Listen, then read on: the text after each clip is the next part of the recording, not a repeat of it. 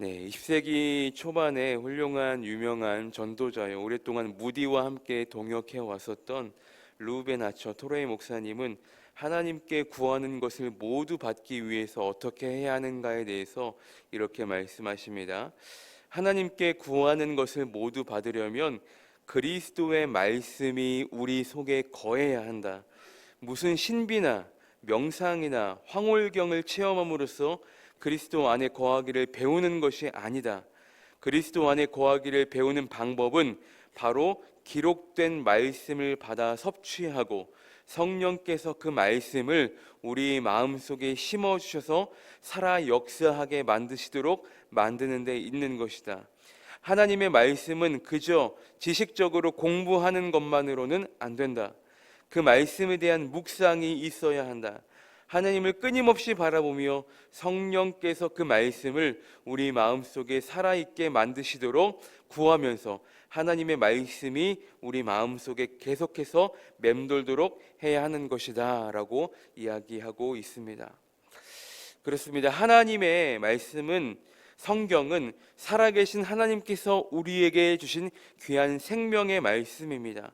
그러므로 우리는 그 말씀을 날마다 붙들고 의지하며 나아가야 합니다. 그럴 때 우리는 세상과 타협하지 않을 수 있고 악한 길에 서지 않을 수 있다라는 것입니다.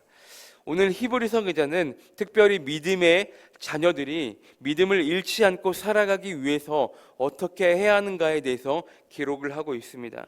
물론 짧은 한 구절의 말씀이지만 이 안에서 우리가 명심하고 기억하고 다시금 우리의 신앙들을 돌아보고 점검할 수 있는 귀한 시간이 되기를 바랍니다. 오늘 본문 1절 말씀을 보세요. 그러므로 우리는 들은 것을 더욱 유념함으로 우리가 흘러 떠내려가지 않도록 함이 마땅하니라, 이렇게 기록하고 있습니다. 자, 1절 처음에 우리는 들은 것에 그러죠. 이 들은 것은 무엇을 의미합니까? 결국 나에게 주시는 하나님의 생명의 말씀을 의미하고 있는 거예요. 여기에서의 들음의 이 본래의 뜻은 경청하다, 들어서 깨닫다의 의미를 가지고 있어요. 그러니까 우리에게 주신 말씀을 우리가 잘 경청하고 듣고 깨닫는 것을 의미하고 있는 거예요. 그래서 1절 다시 보시면 그러므로 우리는 들은 것에 더욱 유념함으로, 그러죠. 유념함으로. 그래서 우리가 듣고 알고 깨닫게 된 말씀들을 유념함으로, 기억함으로, 간직함으로 라는 의미가 있는 거예요. 제가 종종 하는 말이지만 신앙생활의 다른 말은 기억하는 거예요. 잊지 않는 거예요. 어떤 것을요? 하나님께서 나에게 베푸신 은혜와 사랑들을 잊지 않고 날마다 기억하는 것이 신앙생활이에요. 그래야지 우리는 감사할 수 있고 기뻐할 수 있기 때문입니다.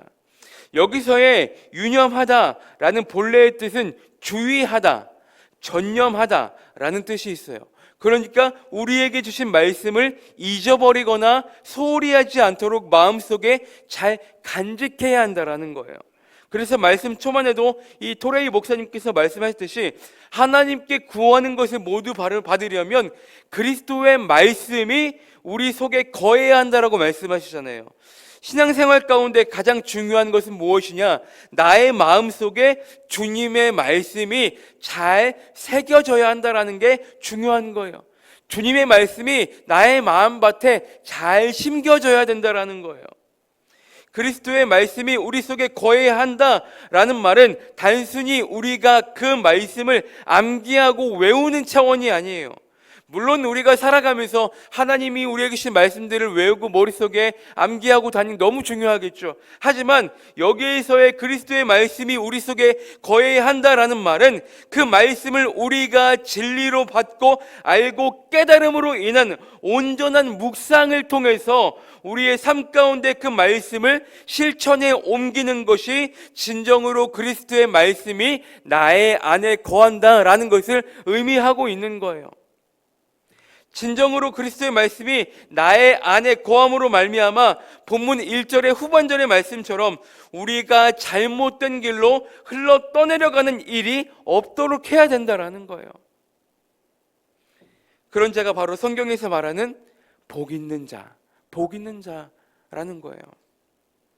대표적으로 복 있는 사람의 특징이 무엇입니까? 우리가 너무나 잘 알고 있는 시편 1편의 말씀 기억나죠? 복 있는 사람은 악인들의 꾀를 따르지 아니하며 죄인들의 길에 서지 아니하며 오만한 자리에 앉지 아니하고 그러잖아요. 그러지 않기 위해서 해야 할 것은 오늘 본문의 말씀처럼 들은 것에 더욱 유념하는 삶. 그래야지만 우리가 악한 길에 떠내려가지 않을 수가 있다라는 거예요. 쉽게 말해 날마다 우리에게 주시는 그 말씀을 어떻게 해야 됩니까? 겸손함으로 잘 듣고 경청하여서 알고 깨달음으로 거기에서 그치는 것이 아니라 어떻게 됩니까? 들은 말씀을 나의 삶 가운데에, 나의 마음 가운데에 잘 새기고 우리가 새김으로 말미암아 우리의 삶 가운데에 잘 실천함으로 인한 열매들을 많이 맺는 삶을 살아야 한다라는 거예요. 우리에게 주시는 하나님의 말씀을 듣고 끝나는 차원이라면 들을 필요가 없겠죠. 날마다 우리에게 주시는 말씀, 그게 왜 중요하냐고요. 삶에서 실천으로 열매를 옮겨야지. 그래서 우리가 많은 열매들을 옮기며 실천에 나아가야지. 그게 의미가 있는 거잖아요. 우리가 한 주를 돌아볼 때 우리들에게 주신 하나님 말씀이 얼마나 많이 있냐고요. 주일 예배를 통하여서, 수요 말씀 기도회를 통하여서, 또한 매일매일 새벽 예배를 통하여서, 또한 개인의 묵상을 통하여서 주시는 말씀들, 또한 삶에서 나에게 속삭이듯 마음 가운데 주시는 말씀들, 성경 말씀을 내가 묵상하고 읽으면서 주시는 말씀들, 얼마나 우리에게 주시는 말씀들이 많이 있습니까? 주님은 날마다 늘 끊임없이 우리 마음 가운데에 말씀하고 계십니다. 그 말은, 다른 말로는 주님은 우리와 늘 항상 대화하기를 원하신다라는 거예요. 우리가 대화하기를 원하신다라는 말은 그만큼 결국 우리와 친밀해지기를 원하신다라는 거예요. 그게 하나님의 마음이에요. 사람 살리는 교회를 담임하시는 라준석 목사님은 그의 책인 친밀함이라는 책에서 이렇게 쉽게 표현하고 있습니다. 어떤 사람과 정말 친하면 그의 말을 듣고 싶습니다. 듣고 또 듣고 자꾸만 듣고 싶습니다. 또한 어떤 사람의 말을 자꾸 들으면 그와 친해지게 됩니다. 말투에 익숙해지게 됩니다. 처음에는 잘 들리지 않던 말도 자꾸 들으면 잘 들리게 됩니다. 말을 계속 들으면 그가 원하는 것이 무엇인지 알게 됩니다. 무엇을 중요하게 여기는지도 알게 됩니다. 무엇을 하고 싶은지도 알게 됩니다. 어떤 것에 마음 아파하는지도 알게 됩니다. 말을 들을 때도 친해지게 되지만 그의 생각과 마음을 써놓은 글을 읽게 되면 그를 더욱더 정확하게 알 수 있습니다. 하나님과도 마찬가지입니다. 말씀 묵상은 하나님과 친밀해지는 증거이며 또한 하나님과 친밀해지는 오솔길입니다. 말씀을 묵상하게 되면 하나님과 친해지게 됩니다. 라고 친밀함에 대해서 이렇게 이야기를 하고 계십니다.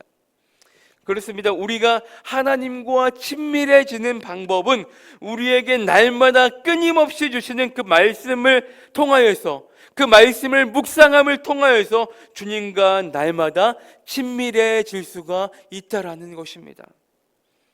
오늘 하루도 우리에게 주시는 귀한 하루, 우리가 우리에게 주신, 우리에게 들은 것에 더욱 유념함으로 악한 길에, 죄악된 길에 우리가 떠내려가지 않도록 우리의 신앙을 잘 붙들고 우리가 주신 말씀을 통하여서 잘 묵상하고 날마다 하나님과 친밀해지는 삶을 통하여서 우리가 그렇게 복된 삶을 살아갈 수 있는 귀하고 복된 하루의 삶이 되시기를, 그 말씀 가지고 승리할 수 있는 삶이 되시기를 주님의 이름으로 간절히 축원합니다.